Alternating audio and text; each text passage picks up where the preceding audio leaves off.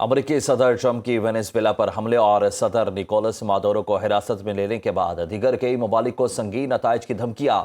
Florida سے Washington D C روانگی کے موقع پر ایئر فورس ون پر صحافیوں سے گفتگو کرتے ہوئے امریکی صدر ٹرمپ نے متعدد اہم عالمی امور پر سخت بیانات دیے ہیں۔ صدر ٹرمپ نے کولمبیا کے بارے میں کہا کہ وہاں نئی فوجی کارروائی کا آپشن اچھا لگتا ہے۔ کولمبیا کی حکومت ایک بیمار شخص چلا رہا ہے جو زیادہ دیر تک اقتدار میں نہیں رہے گا۔ وینزویلا نے درست رویہ اختیار نہ کیا تو امریکہ دوسرا حملہ بھی کرے گا۔ امریکہ کو وینزویلا میں تیل اور دیگر قدرتی وسائل تک مکمل رسائی حاصل ہونی چاہیے۔ میکسیکو کے معاملے پر صدر ٹرمپ نے کہا کچھ نہ کچھ کرنا ہوگا اور میکسیکو کو اپنا نظام درست کرنا ہوگا۔ کیوبا کے بارے میں کہا کہ کیوبا خود ہی گرنے کے قریب ہے، ممکن ہے وہاں فوجی مداخلت کی ضرورت نہ پڑے۔ امریکی صدر نے روسی صدر کی رہائش گاہ پر یوکرینی ڈرون حملے کو مشکوک قرار دیا۔ بھارت کو خبردار کرتے ہوئے ٹرمپ نے کہا بھارت روسی تیل خریدنے سے باز نہ آیا تو ٹیرف میں مزید اضافہ کریں گے۔ وینزویلا کے نائب صدر ڈیلسی آج عبوری صدارتی عہدے کا حلف اٹھائیں گی۔ حلف برداری کی تقریب دارالحکومت کراکس میں ہوگی۔ ڈیلسی نکولس مادورو کی گرفتاری کے بعد عبوری صدر کی حیثیت سے ذمہ داریاں سنبھال رہی ہیں۔ ڈیلسی وینزویلا کی فوج اور عدالتی اور سیاسی اداروں کی حمایت بھی حاصل کر چکی ہیں۔ پاکستان کا وینزویلا کی صورتحال پر تشویش کا اظہار۔ بحران کے خاتمے کے لیے کشیدگی میں کمی پر زور دیا گیا۔ ترجمان دفتر خارجہ طاہر اندرابی نے کہا وینزویلا کے عوام کی فلاح و بہبود پاکستان کے لیے اہم ہے۔ پاکستان صورتحال پر گہری نظر رکھے ہوئے ہے۔ وینزویلا میں پاکستانی کمیونٹی کی سلامتی یقینی بنانے کے لیے اقدامات جاری ہیں۔ پاکستان کی جانب سے اقوام متحدہ کی چارٹر اور بین الاقوامی قانون کی پاسداری کرنے کی بھی تجویز پیش کی گئی ہے۔ آگے بڑھے اور آپ کو بتائیں کہ وینزویلا کے صدر کی گرفتاری کے خلاف دنیا بھر میں احتجاجی مظاہرے جاری ہیں۔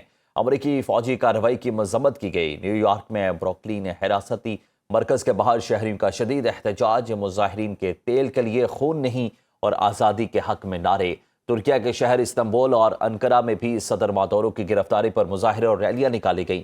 اسپین کے دارالحکومت میڈرڈ میں امریکی سفارت خانے کے سامنے ریلی نکالی گئی۔ بھارتی دارالحکومت نئی دہلی سمیت کئی شہروں میں بائیں بازو کی جماعتوں کی امریکی حملوں کے خلاف ریلیاں۔ پیرس، ایتھنز، بارسلونا، ساؤ پالو، نیو یارک، لاس اینجلس اور واشنگٹن میں بھی مظاہرے ہوئے۔ امریکی صدر ٹرمپ کی وینزویلا کے نائب صدر کو دھمکی۔ کہا ڈیلسی نے درست کام نہ کیا تو مادورو سے بھی زیادہ بھاری قیمت چکانا پڑے گی۔ دوسری جانب وینزویلا کے نائب صدر نے عدالتی حکم پر صدارتی ذمہ داریاں سنبھال لی۔ ڈیلسی نے صدر مادورو کی فوری رہائی کا مطالبہ کیا تھا۔ یورپی یونین کا وینزویلا میں فریقین سے کشیدگی سے گریز کا مطالبہ۔ کہا وینزویلا میں جمہوریت کی بحالی کا واحد راستہ عوام کی رائے کا احترام ہے۔ ہنگری کے 26 یورپی ممالک نے بحران کے پرامن حل پر زور دیا ہے۔ کیتھولک مسیحیوں کے روحانی پیشوا پوپ لیو نے وینزویلا کی خود مختاری اور انسانی حقوق کے احترام کی ضرورت پر زور دیا۔ وینزویلا کے اعلیٰ سرکاری عہدیداران نے دعویٰ کیا ہے کہ امریکہ حملے میں 40 افراد ہلاک ہوئے ہیں۔ برازیل، چلی، کولمبیا، میکسیکو اور یوراگوئے نے وینزویلا پر کسی بھی بیرونی کنٹرول یا حکمرانی کی کوشش کو مسترد کر دیا۔ پانچوں ممالک نے مشترکہ بیان میں امریکی صدر ٹرمپ کے وینزویلا پر حکومت کرنے اور تیل تک رسائی کے اقدام پر تشویش کا اظہار کیا۔ بیان میں کہا گیا کہ وینزویلا کی حکومت کو بازور طاقت ہٹانا یا قدرتی اسٹریٹجک وسائل پر قبضہ عالمی قوانین کی خلاف ورزی ہے۔ دوسری جانب وینزویلا کی حکومت نے صدر نکولس مادورو کی گرفتاری کو سامراجی سازش قرار دیتے ہوئے کہا کہ فوج کسی بھی جارحیت کا بھرپور جواب دینے کے لیے تیار ہے۔